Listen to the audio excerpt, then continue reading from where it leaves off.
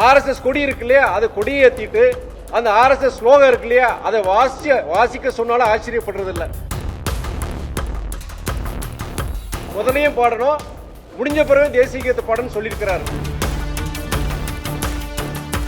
Doctor கலைஞருடைய பேர், இந்த பேர்கள் எல்லாம் தவிர்த்துட்டு அவர் வாசிச்சார். அவர்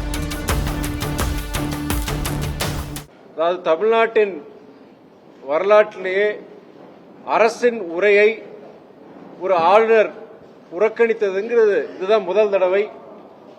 அவர் சொன்ன காரணங்கள் என்னன்னா, தேசிய கீதத்தை ஆரம்பத்திலேயும் சரி, அந்த கூட்டத்தொடரில் அந்த நிகழ்ச்சி சட்டசபை நிகழ்ச்சி முடிஞ்ச உடனே அதுக்கு தேசிய கீதத்தை பாடணும்னு சொல்லி அதை அவர் சொல்லியிருக்கிறாரு. அவர் அன்னைக்கு ஆளுநர் உரைக்கு முன்னாடி அந்த தேசிய கீதத்தை அவங்க வாசிக்கல, அந்த காரணத்தினால அவர் புறக்கணிக்கிறான்னு சொல்லி போயிருக்கிறாரு. அது ஒரு முரண்பாடான ஒரு விஷயம் அவர் சொன்னது ஆளுநர் பொறுத்த வரைக்கும்.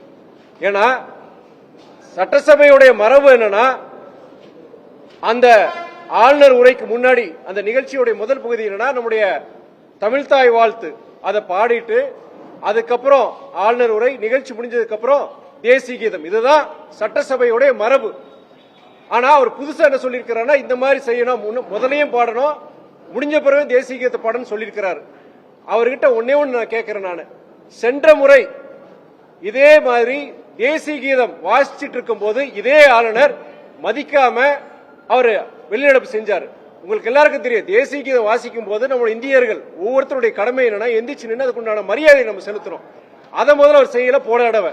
அதுவும் இல்லாம சென்ற முறை அவர் தயாரிக்கப்பட்ட அந்த ஆளுநர் உரையில குறிப்பிடப்பட்ட பெயர்கள், முக்கியமான பெயர்கள், நம்முடைய கர்ம வீரர் ஐயா காமராஜர், நம்மளுடைய இந்திய போராட்ட விடுதலைக்காக போராடியவர், நம்முடைய தமிழ்நாட்டின் முன்னாள் முதலமைச்சர், அவர் பெயரு, தந்தை பெரியார் பெயரு, நம்ம இந்திய அரசியல் சாசனத்தை கொண்டு வந்த அண்ணல் அம்பேத்கருடைய பெயரு, பேரறிஞர் அண்ணாவுடைய பேரு, நம்முடைய டாக்டர் கலைஞருடைய பேர், இந்த பேர்கள் எல்லாம் தவிர்த்துட்டு அவர் வாசிச்சார். அவர் அது எந்த இதுல அவர் சொல்லியிருக்காருன்னு தெரியல எனக்கு.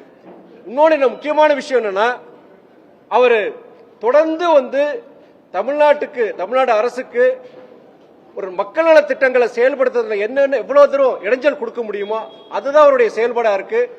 நான் இன்னொன்னு சொன்னேன், அடுத்து என்ன சொல்லுவாருன்னா, எனக்கு என்ன சந்தேகம் இருக்குன்னா, அவர் செயல்படுறதெல்லாம் பாத்தீங்கன்னா அடுத்து இன்னொரு புதுசா ஒண்ணு சொல்லுவார். என்ன சொல்லுவாருன்னா, நீங்க ஆர்எஸ்எஸ் கொடி இருக்கு இல்லையா, அதை கொடியை ஏத்திட்டு அந்த ஆர்எஸ்எஸ் ஸ்லோகம் இருக்கு இல்லையா, அதை வாசிக்க சொன்னாலும் ஆச்சரியப்படுறது இல்ல.